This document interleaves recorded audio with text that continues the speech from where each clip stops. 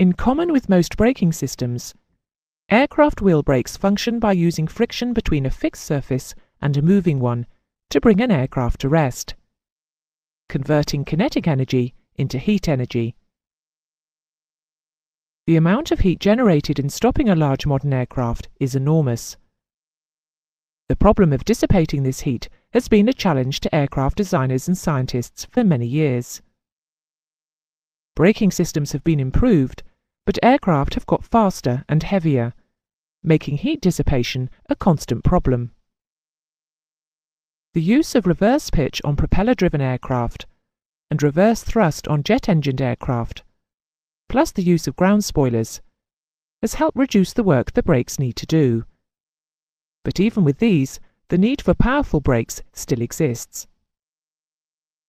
In this, the first in a set of 3 lessons on wheel brakes, the components that make up a typical aircraft braking system will be described.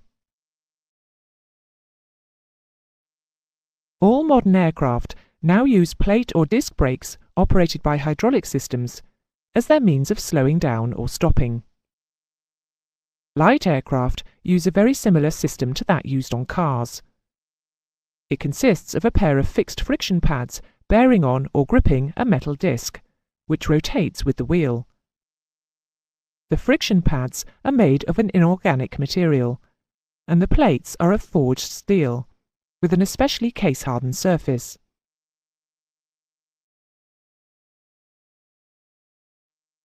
With no pressure applied to the toe brake pedal, the pads are knocked away from the disc by the action of it rotating.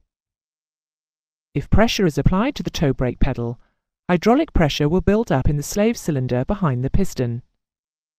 This pressure will cause the piston to move over within the caliper unit, pushing the brake pad against the disc. The reaction of the right-hand brake pad pushing against the disc will cause the caliper unit to move in the opposite direction, carrying the left-hand pad with it until the disc is squeezed between the 2 pads. The force applied to the brake pads will be proportional to the effort applied to the toe brake pedal. The toe brake pedals can be applied together, or, if differential braking is required for ground manoeuvring, the toe brakes can be used separately.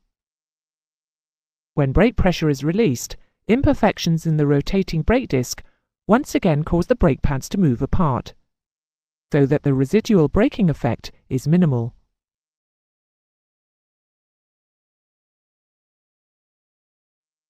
On a simple light aircraft system, the pilot is able to apply sufficient pressure to the pedal with his foot to operate the brakes and slow the aircraft down.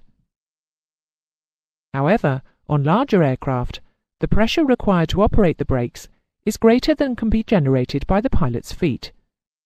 So aircraft hydraulic system pressure, controlled by metering valves connected to the foot pedals, is used. There will be a primary and an alternate hydraulic source available. The alternate source often has independent pipework. There may also be an accumulator for use in the case of total hydraulic system failure. On large aircraft, the braking surface is increased by using multiple brake plates, known as rotors, sandwiched between layers of friction material mounted on assemblies known as stators.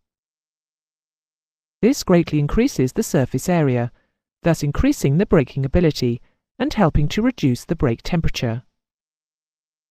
In this sort of construction, the rotating brake plates, or rotors, are key to revolve with the outer rim of the wheel, and the stationary pad assemblies, or stators, carrying the friction material are key to remain stationary with the axle. The actuating pistons are housed in a fixed torque plate. They push on the sliding pressure plate. The stator and rotor assemblies are fitted between the pressure plate and a fixed thrust plate. When the brake is applied, hydraulic pressure pushes the actuating pistons, squeezing the rotors and stators between the pressure plate and the thrust plate. The harder the brake pedal is pressed, the greater will be the braking force applied to the pressure plate by the pistons. On aircraft with undercarriage bogies, the torque developed during braking will attempt to rotate the bogie about its pivot point. This is prevented by brake torque rods attached to the landing gear leg.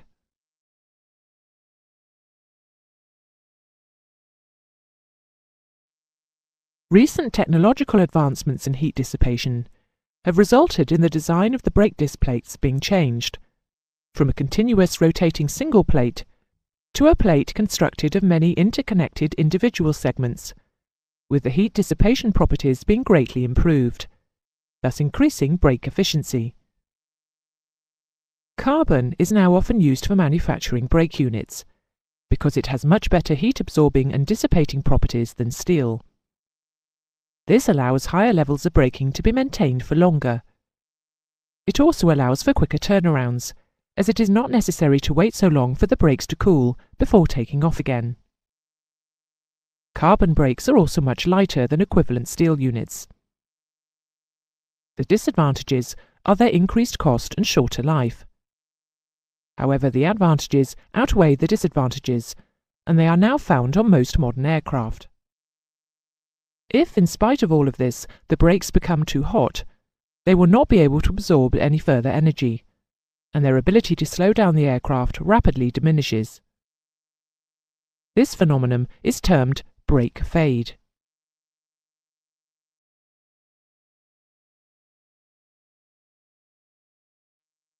Each brake unit is fitted with brake adjusters, which use springs to move the pressure plate back when the brakes are released, allowing the stator and rotor assemblies to move slightly apart. The internal construction of the brake adjuster assemblies allows them to maintain a constant running clearance when the brakes are off, thereby automatically compensating for brake wear. The retraction pin is connected to the pressure plate and is a tight fit in the friction bush, which is part of and moves with the guide assembly. When the brakes are released, the spring will pull the guide, the pin and the pressure plate to the left, allowing the stator and rotor assemblies to move slightly apart. When the brakes are applied, the pressure plate will pull the pin and guide assembly to the right until the guide reaches the end of its travel. If further movement is required because of pad wear, the pin will be pulled through the friction bush. When pressure is released, the spring will pull the guide, pin and pressure plate back to the left until the guide assembly once again reaches the end of its travel, thus maintaining a constant running clearance. If the return spring inside the adjuster assembly ceases to function, or if the unit is wrongly adjusted, then the brakes may not release fully. This is termed brake drag. Brake drag will generate a lot of heat and can be responsible for brake fade occurring sooner than it otherwise would, or even for a brake fire.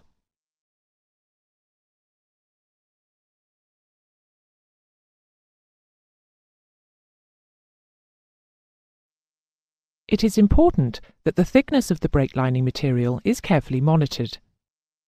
Too little brake lining material remaining may mean that the disc of a single brake system becomes excessively worn or grooved, or on a multiple disc brake, the remaining material overheats and erodes extremely quickly. On multiple disc brake systems, the most popular method of gauging the depth of brake lining material remaining is by checking the amount that the retraction pin, or the wear indicator pin, as it is sometimes called, extends from the spring housing with the brake selected on. The minimum amount that the pin can extend beyond the housing for the brakes to remain in service will be laid down by the manufacturer. On systems where the retraction pin is located inside the housing, a wear gauge can be used to check the distance that the pin has moved within the housing. The wear gauge is held against the housing and the rod is screwed in until it touches the retraction pin. The maximum distance that the rod is permitted to extend will once again be laid down by the manufacturer. An alternative method which can be used, if no retraction pins are fitted to the system, is that, if it is accessible, the amount of clearance between the back of the pressure plate and the brake housing can be measured, again with the brakes applied. The main points to be taken from this lesson are that aircraft brake systems are normally hydraulically operated, and the discs are manufactured from either steel or carbon. Carbon brakes are more efficient and heat up less than steel. However, they are more expensive and wear more quickly. You should understand the problem of brake fade. And finally, you should understand the function of automatic brake wear adjusters and the methods used for indicating wear.